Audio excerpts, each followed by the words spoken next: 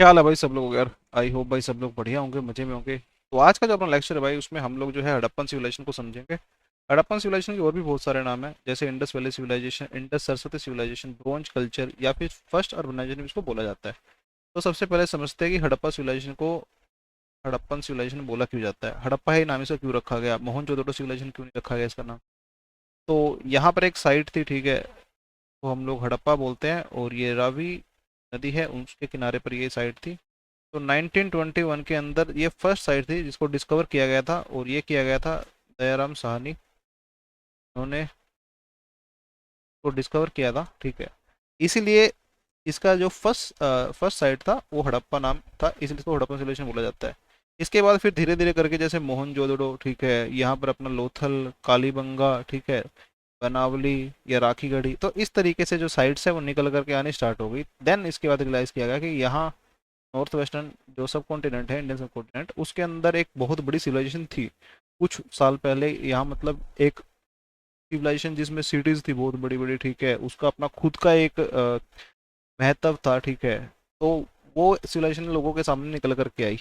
तो वो time period गया था, वो टाइम पीरियड एक बार अगर समझते हैं, तो जो अर्ली फेज था, ठीक है, अर्ली फेज जब हड़प्पन सिविलाइजेशन बनना स्टार्ट ही हुई थी, बिल्कुल अभी इतना मतलब मैच्योर फेज नहीं आया है, अभी स्टार्ट हुई है जस्ट। तो वो टाइम पीरियड है 3300 से लेकर के 2600 BC के बीच में। अभी मैच्योर जब बिल्कुल पीक पे है, हर चीज एकदम परफेक्ट है इसके अंदर, ठीक है। तो उस टाइम मतलब इससे अभी जो है धीरे धीरे करके अंत होना स्टार्ट होगा, तो ये अभी पीक है बिल्कुल। तो 2600 से लेकर के 1900 BC तक ये टाइम पीरियड था। देन भाई लेटर, लेटर में अपने को पता है कि जब अंत हो रहा होता है तो उसको लेटर फेज बोलते हैं। तो ये 1900 से लेकर के और 1300 BC के बीच में ये था। इसको इंडस वैली सिविलाइजेशन भी बोला जाता है। इंडस वैली सिविलाइजेशन क्यों बोलते हैं, क्योंकि इसकी जो मेन ट्रिब्यूटरीज है ना, किसी भी मतलब किसी भी सिविलाइजेशन जो रहती है उसके लिए सबसे इंपॉर्टेंट क्या रहता है कि कुछ खाने को मिले ताकि वो फ्लरिश रह सके, ठीक है, या तो पानी का रिसोर्सेज मिले जहाँ से वो कुछ तो मतलब एग्रीकल्चर वगैरह स्टार्ट कर सके, या पानी का जो इस्तेमाल करेंगे।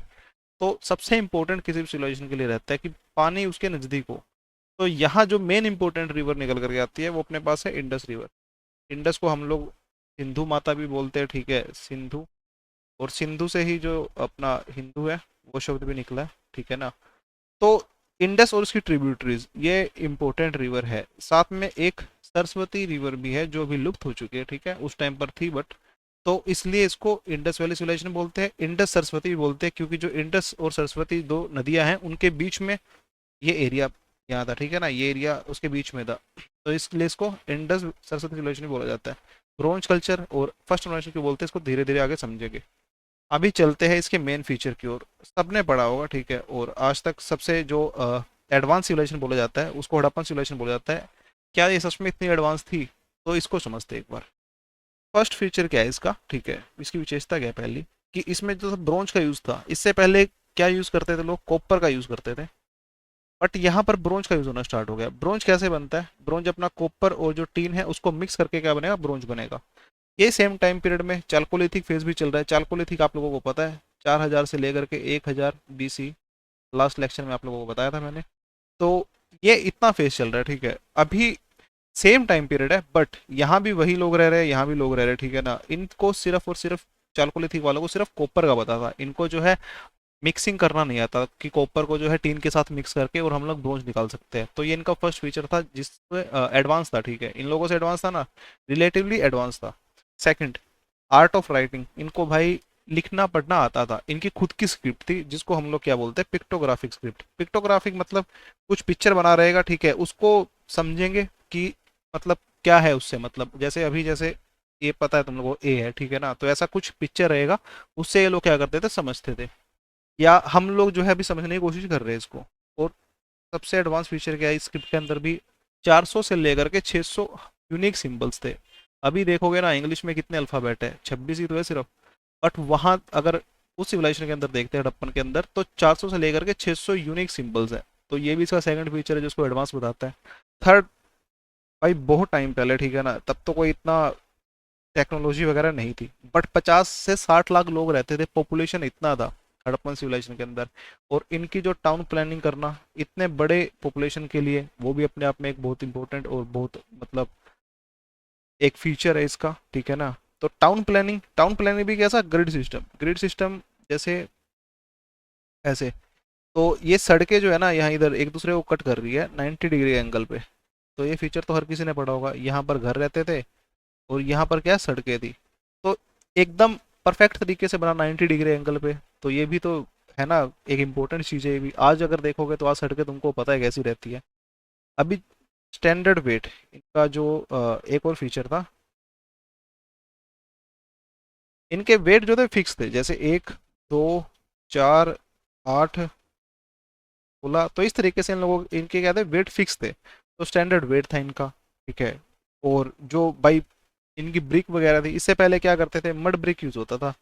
मड ब्रिक मतलब कि जो कच्ची रहती है ईंटें मिट्टी से बनी, उसका यूज करते थे घर वगैरह बनाने में। ये लोग क्या कर रहे हैं उसको पका रहे हैं अच्छे से, उसको धूप में पका रहे हैं, उसको भाई आंच पर पका रहे हैं। ठीक है, मतलब फायर के साथ पकाया जा रहा है उसको।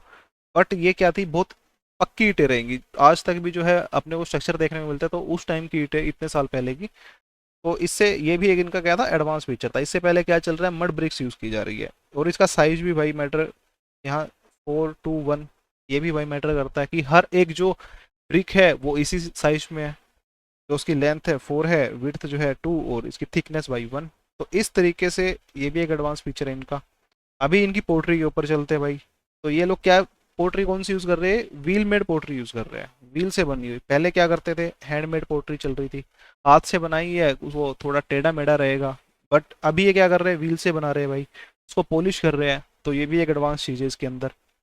इनकी सील्स, सील्स को भी समझना भाई बहुत इंपॉर्टेंट है।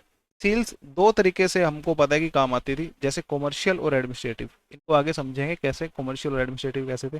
जैसे गोल्ड की है, ठीक है, यहाँ मान के चलो गोल्ड की सील्स है, तो वो किसके लिए यूज होगी, एडमिनिस्ट्रेटिव वर्क के लिए यूज होगी, या तो वो कॉमर्शियल एक टोकन एक करेंसी की तरह यूज की जा सकती है, टेराकोटा और कॉपर की। ठीक है, लेकिन एक और इम्पोर्टेंट फीचर क्या है कि मोस्टली जो सील्स थी, ठीक है, वो क्या थी स्टेटाइट से बनी थी, मतलब सोप स्टोन से बनती थी।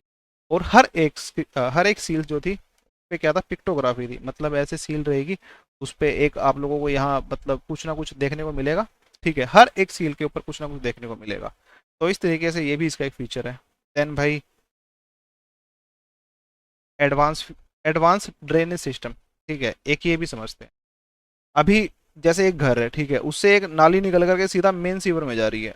यहाँ भी घर है, यहाँ से भी निकल के सीधा मेन सीवर में जा रही है। तो ये इनका एक एडवांस सिस्टम था कि छोटी छोटी नालियाँ बनाते थे और वो जो थे मेन सीवर में जा करके इस्तेमाल, मतलब उनका जो है ड्रेनेज होता था।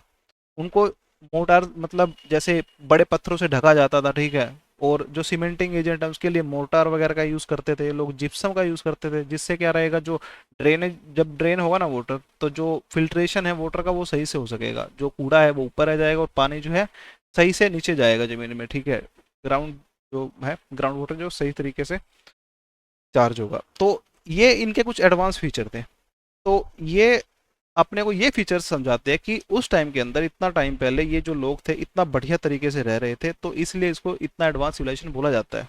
भाई इसमें बहुत सिटीज थी, टाउन प्लानिंग थी, ठीक है, इसलिए इसको फर्स्ट ऑर्गेनाइजेशन बोला जाता है। तो अभी समझते हैं, ये तो अपना हो गया इसके फीचर्स के बारे में। अभी इसका कुछ पॉलिटी वगैरह के बारे में समझते हैं कि पॉलिटी कैसा था, लोग रहते कैसे थे, काम कैसे चलता था। पॉलिटी के अंदर तीन मेन फीचर है, इनको समझना एक बार। पहला फीचर सेंट्रलाइज सिस्टम था एडमिनिस्ट्रेशन के अंदर। एग्जाम्पल क्या है इसका कि सेंट्रलाइज्ड एडमिनिस्ट्रेशन था, इसका एग्जाम्पल है भाई टाउन प्लानिंग। अभी अगर कोई सेंट्रल अथॉरिटी नहीं रहेगी तो कोई कहीं भी घर बनाएगा, कहीं भी भाई सड़कें निकलेगी। अपने को ऐसा देखने को मिला नहीं देखने को मिला। तो इससे क्या पता लगता है कि कुछ तो सेंट्रल अथॉरिटी थी जो डिसीजन ले रही थी। भाई इनका ड्रेनेज सिस्टम इतना एडवांस, इनके वेट वगैरह थे जो वो सबके सब यूनिफॉर्म थे, इनकी जो ब्रिक्स थी उनका साइज सब सेम था। तो ये सब चीज़ें क्या है, ये सब चीज़ें कोई डिसीजन ले रहा होगा तभी तो पता लग रहा है ना, तभी तो इन सब चीज़ों के बारे में अपने को पता लगा। और सब चीज़ें एकदम परफेक्ट ऐसे कैसे मिल सकती है, तो उस टाइम में कुछ क्या था सेंट्रलाइज सिस्टम ऑफ एडमिनिस्ट्रेशन था। सेकंड बात, सेकंड मोनार्किकल सिस्टम अपने को देखने को मिलता है या नहीं देखने को मिलता। तो जो मेसोपोटामिया उसके अंदर अपने को मोनार्किकल सिस्टम देखने को मिलता है, क्योंकि वहाँ से स्टैचूज वगैरह अपने को देखने को मिले हैं, या रॉयल टोम वगैरह ऐसे स्ट्रक्चर देखने को मिलते हैं। बट अपने को हड़प्पा के अंदर कोई भी ऐसा एविडेंस देखने को नहीं मिलता कि यहाँ पर क्या कोई राजा वगैरह था जो रूल कर रहा था। अगर यहाँ राजा रहता, ठीक है, तो वो कुछ ना कुछ ऐसा बनाता अपना खुद का स्टैचू, या कुछ भी ऐसा करता है भाई जिससे उसको बाद वाला जो इसकी पीढ़ियां हैं उसको याद रखे। ठीक है, बाद में उसको लोग हिस्ट्री में याद रखा जाए। पर यहाँ से अपने को ऐसा कोई स्कल्पचर वगैरह देखने को नहीं मिला, तो इससे क्या पता लगता है यहाँ पर कोई भी मोनार्किकल सिस्टम नहीं था, बट सेंट्रलाइज्ड अथॉरिटी थी, लोग मिल करके, ठीक है, सामंतवाद था कि मिल करके जो है फैसला ले रहे सबके सब। देन बाई थर्ड, इसके गवर्नेंस के अंदर अपने को रिलीजन का इन्फ्लुएंस देखने को मिलता है, ठीक है। एक हिस्टोरियन थे जिनका नाम था एएल वाशम। तो इनकी थ्योरी क्या थी, थियोक्रेसी है किसके अंदर, हड़प्पा के अंदर। इनका मानना था कि जो हड़प्पा है उसके अंदर थियोक्रेसी थी। जैसे कि ग्रेट बाथ, अभी इतना बड़ा पब्लिक सेक्रीफाइस के लिए, पब्लिक सेरेमनी के लिए इतना बड़ा ग्रेट बाथ बनाना, ठीक है, उसमें सीढ़ियाँ भी है, उसमें कमरे भी है, इतना बड़ा स्ट्रक्चर बनाना, कुछ तो इम्पोर्टेंस रहेगा रिलीजन का, तभी तो जो गवर्नेंस है उसमें ये देखने को मिलता है। उन्होंने कहा कि हाँ चलो ठीक है, इतना बड़ा स्ट्रक्चर बनाते हैं, जो मोहनजोदड़ो के अंदर अपने को देखने को मिलता है। तो गवर्नेंस के अंदर क्या देखने को मिलेगा, रिलीजन का इन्फ्लुएंस है, मतलब यहाँ पर क्या था, थियोक्रेसी थी। तो ये तीन इंपॉर्टेंट पॉइंट है इसके पॉलिटी को लेकर के। अभी चलते हैं इसकी सोसाइटी को समझते। सोसाइटी के अंदर अपने को क्या देखने को मिलता है, सोसाइटी जो थी अनइक्वल सोसाइटी थी, बट इगैलिटेरियन थी। अनइक्वल सोसाइटी, जैसे सीटाडेल रहता था, जो जिसको हम दुर्ग बोलते हैं, तो वो क्या था, प्लेटफॉर्म थोड़ा हाई है, ठीक है, साइज थोड़ा छोटा है उसका, मतलब बट प्लेटफॉर्म क्या है, हाई है। और जो सेकंड लोअर टाउन रहता था, जो ये अपने को यहाँ वेस्ट में देखने को मिलता है हर एक सिटी में, ये ईस्ट में देखने को मिलता है।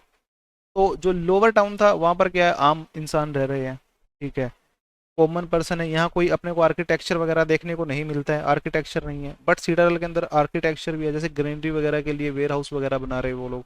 और यहाँ थोड़े रिच इंसान रहते थे, बट इगैलिटेरियन भी था। इगैलिटेरियन का मतलब क्या, वेल्थ जो था इतना डिस्पैरिटीज नहीं थी कि कोई राजा है कोई गुलाम है, ऐसा नहीं था। सामंतवाद था, बराबरी थी, ठीक है। सोसाइटी के अंदर कोई सोशल हायरार्की देखने को मिली तो नहीं, ऐसा भी कोई एविडेंस नहीं देखने को मिला। जैसे अपने को लेटर वैदिक पीरियड के अंदर वर्ण सिस्टम देखने को मिलता है, तो वर्ण सिस्टम अपने को देखने को मिलता है, वो यहाँ पर नहीं है। तो क्या था, अनइक्वल सोसाइटी तो थी, अमीरी गरीबी थोड़ा बहुत था, लेकिन इतना भी नहीं था कि बहुत ज्यादा हो, ठीक है, कि चार वर्ण ही बन गए हो, ऐसा सोशल हायरार्की भी यहाँ देखने को नहीं मिलता। सेकंड पॉइंट, पैट्रियार्की थी सोसाइटी के अंदर। हिस्टोरियंस जो है मानते थे कि पैट्रियार्की सोसाइटी के अंदर थी। क्यों, एक जो प्रिस्ट है, तुम लोगों को देख ये ऐसा कुछ इंसान था, वो उसकी बहुत बड़ी बड़ी बियर्ड है ना, उसके शोल्डर पे ऐसे एक शोल भी है, ठीक है ना, वो आपको याद आ रहा होगा, अभी एनसीईआरटी में भी मेंशन है। तो उसको देख करके उसका स्कल्पचर बनाया इन लोगों ने, तो क्या समझते हैं कि हाँ प्रिस्ट किंग है वो, ठीक है। अभी लोग सोच रहे हो कि प्रिस्ट किंग हो सकता है। तो इससे क्या पता लगता है कि पेट्रियार्की सोसाइटी के अंदर थी। देन भाई मैट्रियार्कल सोसाइटी थी, तो इसका पता अपने को कैसे लगता है, मदर गॉडेस के बहुत इमेजेस स्कल्पचर देखने को मिले हैं, जिसको हम लोग फर्टिलिटी की देवी बोलते हैं, फर्टिलिटी उर्वरकता की देवी बोलते हैं। तो इससे क्या पता लगता है कि मेट्रार्की थी सोसाइटी के अंदर। कुछ हिस्टोरियंस को पेट्रार्की बोलते हैं, तो कुछ मेट्रार्की, तो कुछ भाई दोनों सेम बोलते हैं कि हाँ पेट्रार्की भी थी और मेट्रार्की भी थी सोसाइटी में। एनिमल डोमेस्टिकेशन करते थे ये लोग, हाँ एनिमल डोमेस्टिकेशन भी होता था। एनिमल्स देखने को मिले जैसे कैट, ठीक है, डॉग, शीप, गोट, इन सब को ये लोग पालते थे। टाइगर भी था, राइनो भी थे, तो इनके क्या मिले, एविडेंसेस मिले, ठीक है। बट यहाँ पर कौन से एनिमल नहीं थे, तो इम्पोर्टेंट है, लायन नहीं था, और दूसरा घोड़ा। यूपीएससी ने भी पूछा था, ये पता आप लोगों को। तो ये दोनों एनिमल यहाँ पर देखने को नहीं मिलते हैं, इसको भी अच्छे से याद रखना। अभी चलते हैं इसकी थोड़ा इकोनॉमी की ओर। जो एग्रीकल्चर वाला पार्ट है ना सोसाइटी में, एग्रीकल्चर सोसाइटी थी, वो मैंने यहाँ रखा है इकोनॉमी। तो इकोनॉमी के अंदर एग्रीकल्चर देखने को मिलता है। एनसीईआरटी वगैरह में मेंशन है कि रबी क्रॉप का सीजन था, नवंबर से लेकर अप्रैल तक ये जो है रबी क्रॉप चलता था। वीट, बार्ले, इन सब चीज़ों को ये लोग तो उगाते थे, और इन्हीं का क्या करते थे फिर आगे एक्सपोर्ट भी करते थे। कॉटन, यस कॉटन भी देखने को मिला है, जिसको क्या बोलते हैं, सिंटोन बोलते हैं। तो ये कुछ कल्टीवेशन करते थे लोग, ठीक है। राइस, राइस का एविडेंस अपने को लोथल, रंगपुर, ये दो साइड से यहाँ से अपने को राइस के एविडेंसेस मिलते हैं। तो इससे क्या पता लगता है कि जो सोसाइटी थी वो एग्रीकल्चर बेस्ड सोसाइटी थी, ये लोग खुद से उगा रहे, खुद से खा रहे हैं। और एक और एग्जांपल मिलता है टेराकोटा प्लग, जो एक हल है ना, जैसे टोय है, ठीक है ना, तो एक छोटे बच्चे का टोय है, तो उसे हल सा देखने को मिला है कि हल के टाइप का कुछ टोय बना के रखा है वो टेराकोटा से। तो उससे क्या पता लगता है कि हल का यूज होता था, जो खेत वगैरह हम खेत जोतते हैं ना, तो उसके लिए क्या रहता है, हल का यूज करते थे ये लोग। तो इससे पता लगता है कि सोसाइटी जो थी एग्रीकल्चर सोसाइटी थी, और एग्रीकल्चर जो था इकोनॉमी में भी काम आता था, मतलब पैसे लोग ये पैसे आपस में एक्सचेंज करके कमा रहे हैं। Then by trading, trading important क्या है ट्रेडिंग के अंदर, इंडस्ट्रीज देखने को मिले, जैसे बीड मेकिंग इंडस्ट्री अपने को चौहदड़ो के अंदर देखने को मिली है, बेंगल के लिए अपने को कालीबंगा, टेक्सटाइल मोहनजोदड़ो और हड़प्पन सिविलाइजेशन, हड़प्पा साइड जो है, और शिप बिल्डिंग के लिए अपने पास लोथल है, लोथल साइड से शिप बिल्डिंग देखने को मिलता है, डॉकयार्ड मिला उधर। तो इससे क्या है कि ट्रेडिंग सेटअप थे, ठीक है, इंडस्ट्रीज थी। अभी ये लोग कुछ बना रहे हैं, ठीक है, ट्रेडिंग कर रहे हैं, ट्रेडिंग पार्टनर भी इनके रहेंगे, और इम्पोर्ट एक्सपोर्ट भी रहेगा। इम्पोर्ट क्या करते थे एक बार वो समझते हैं। इम्पोर्ट करते थे लोग प्रीशियस स्टोन और प्रीशियस मेटल। अभी एनसीईआरटी के अंदर मेंशन किया है वो समझो। कॉपर, कॉपर इम्पोर्ट करते थे कहाँ से, राजस्थान और ओमान से, ठीक है। टीन, कॉपर और टीन को मिलाकर, कॉपर और टीन को मिलाकर के तो ब्रॉन्ज बनाएंगे ना, तो टीन कहाँ से लेते थे, राजस्थान से, सॉरी राजस्थान बोल रहा हूँ, अफगानिस्तान से और ईरान से, ठीक है। प्रीशियस स्टोन कहाँ से है, गुजरात से, ईरान से और अफगानिस्तान से, और गोल्ड कर्नाटका से। तो ये एनसीईआरटी में सेम मेंशन है, इसको याद रखना। बाकी इंपोर्ट क्या करते हैं ये लोग, precious stone, metal, copper, tin, ये सब पता लग गया। एक्सपोर्ट क्या करते हैं, अभी कुछ बना रहे हैं तो उसका एक्सपोर्ट भी करेंगे ताकि पैसा आए। तो कॉटन, व्हीट, बार्ले, शिप्स, जो लोग ये बना रहे हैं उसी को ये लोग क्या कर रहे हैं भाई, एक्सपोर्ट भी कर रहे हैं। कुछ ट्रेडिंग पार्टनर्स थे इनके, ट्रेडिंग पार्टनर जैसे दिलुमन। दिलुमन क्या है, जो बहरीन वाला रीजन है, ठीक है, सुमेर जो बगदाद वाला रीजन है, और मेसोपोटामिया, इजिप्ट, ठीक है, मगन जो अपना पर्शियन गल्फ है, तो पर्शियन गल्फ, अफगानिस्तान। तो ये क्या है, इनके ट्रेडिंग पार्टनर है, ठीक है, ओमान हो गया। तो इनके ट्रेडिंग पार्टनर थे ये लोग, ट्रेडिंग भी हो रहा है। इकोनॉमी का पता लगा। अभी चलते हैं इनकी रिलीजन के ऊपर, रिलीजन कैसा था। रिलीजन में एक बात समझना, ये लोग क्या कर रहे हैं, वर्शिप कर रहे हैं। वर्शिप में ये लोग मेल डीटी की भी वर्शिप कर रहे हैं भाई, फीमेल फीमेल डीटी की भी वर्शिप कर रहे हैं, और नेचर की भी कर रहे हैं। मेल के लिए अपने पास एग्जांपल है पशुपतिनाथ, पशुपतिनाथ की सील्स देखने को मिली है, ठीक है। जो एक इंसान है, ठीक है, महादेव मतलब पशुपतिनाथ बैठे हुए हैं, और हेड गियर है उनके सर पे, और आसपास में उनके एनिमल देखने को मिलते हैं। तो इससे क्या पता लगता है कि मेल डिटी की पूजा करते थे। फीमेल डिटी के लिए अपने पास वही है, फर्टिलिटी की गोडेस जो है, जो एक स्कल्पचर भी देखने को मिला, वो पेट से जो है एक प्लांट जो है उगा हुआ है, तो उसकी वर्शिप यहाँ देखने को मिलती है। और यहाँ पर नेचर, नेचर के लिए जैसे पीपल, ठीक है, नीम, तो इनकी वर्शिप भी देखने को मिलती है। एक और बात समझना मेरे भाई, यहाँ पर कोई टेम्पल का कंसेप्ट नहीं है अभी, टेम्पल वगैरह बनने स्टार्ट नहीं हुए हैं, ठीक है ना। और सेकंड, एक और रिलीजन प्रैक्टिस इनकी क्या थी, तो ये लोग भाई, एक शमना ट्रेडिशन रहता है, शमना ट्रेडिशन, इसके अंदर क्या है, तांत्रिक चीजें रहती है, तांत्रिक। तो ये लोग जो था तांत्रिक वगैरह में भी यकीन करते थे, ठीक है ना। कैसे, बहुत सारे ताबीज वगैरह देखने को मिले हैं, ठीक है, ताबीज डिस्कवर किए गए हैं वहां से। तो इससे क्या पता लगता है कि ये लोग जो था थोड़ा ये तांत्रिक चीजों में यकीन करते थे। और इनकी बरियल प्रैक्टिसेस, बरियल मतलब जो कोई मर जाता है इंसान तो उसको दफनाना पड़ता है, तो उसके लिए बरियल कैसे यूज करते थे, फुल्ली बरिड, पूरे को दफना दिया। पोर्ट बरियल्स, एक मतलब बहुत बड़ा जैसे घड़ा है, ठीक है, और उस घड़े के अंदर इंसान को रखा और फिर इसको पूरे को दफना दिया। अर्न बरियल्स, इसमें क्या है, जैसे एक कलश है, कलश के अंदर अस्थियां रखी, ठीक है, इंसान की जो मर गया, और फिर उसको दफना दिया। प्लस इसमें क्या करते थे ये लोग भाई, ऑर्नामेंट वगैरह, अगर किसी को दफना रहे हैं तो वहां से उसके साथ ऑर्नामेंट्स देखने को मिले, पोर्ट्रीज देखने को मिली है। तो इससे क्या पता लगता है कि ये लोग जो थे नेक्स्ट लाइफ को लेकर भी चिंता में रहते थे कि ये बंदा जो है अभी कहीं और जाएगा, फिर उसको यहाँ वहां पर जाकर जरूरत पड़ेगी, तो इसको ऑर्नामेंट भी दो, पोर्ट्रीज वगैरह भी इसके साथ ही दफना दो इसकी। जैसे बुर्ज होम में भी पहले अपने को देखने को मिला ना, वो उसके जो डॉग्स थे उनको उनके मालिक के साथ दफना दिया जाता था। तो ये क्या है, इनकी रिचुअल्स थे और रिलीजन प्रैक्टिसेस थी। अभी चलते हैं इसकी एंड की ओर, कि हड़प्पा जो सिविलाइजेशन था उसका अंत हुआ कैसे। हड़प्पा सिविलाइजेशन में समझते हैं इन्वेजन ऑफ आर्यन, ये थ्योरी है एक, कि जो आर्यंस थे वो आए, ठीक है, उन्होंने जो दासास जो थे उनके साथ यूज़ किया, 10 यूज़ के साथ। जो हड़प्पन थे ना उनको बारबेरिक बोलते थे लोग, और इनके पास एडवांस फोर्सेस वगैरह थे। तो इस तरीके से अपने को क्या पता लगता है कि यहाँ एक बैटल हुआ था जिसको क्या बोलते हैं, हरियूपिया, हरियूपिया बैटल है।